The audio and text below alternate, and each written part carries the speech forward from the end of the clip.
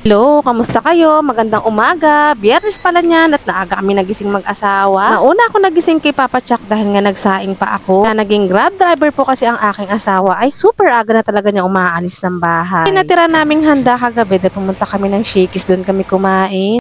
Late pa kain, celebration na yun ni Papa Chuck kay Kuya Yuan. Maya ito, inayos ko na yung baon ng aking asawa at alam niyo naman, lunch is life.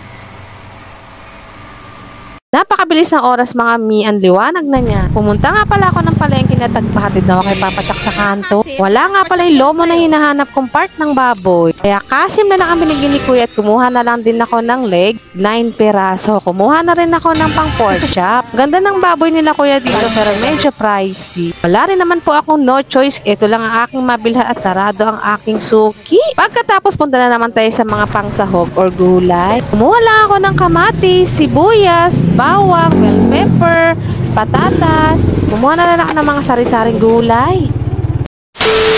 Kauwi ko nga dito sa bahay, ito lang naman ang akin nabili. Medyo konti dahil konti lang ang ating budget. Sinabi ko, ito nga pala yung pork chop, yung legs at baboy at konting mga pangsahog lang. Dahil wala yung asawa ko, ayan, for the sakit ng likod. Napakalaking tulong pala na itong mga pangsahog sa akin. Hindi na ako bumibili tingi-tingi sa tindahan dahil iba nga ang presyo.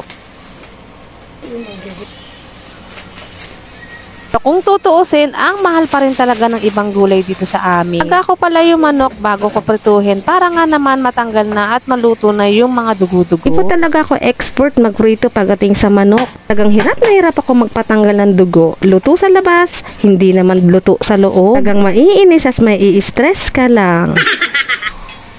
Minsan, sinusubok po talaga tayo ng panahon, kaya konti lang talagang nabili ko at konti lang kasing sweldo ni Papa Chuck ngayon. Hinin ko man, yung sinasahod ni Papa Chuck ay kulang pa talaga. Papa Chuck, nagsa-sideline mag-grab driver kahit pagod na. Naaawa na nga rin pala ako sa kanya.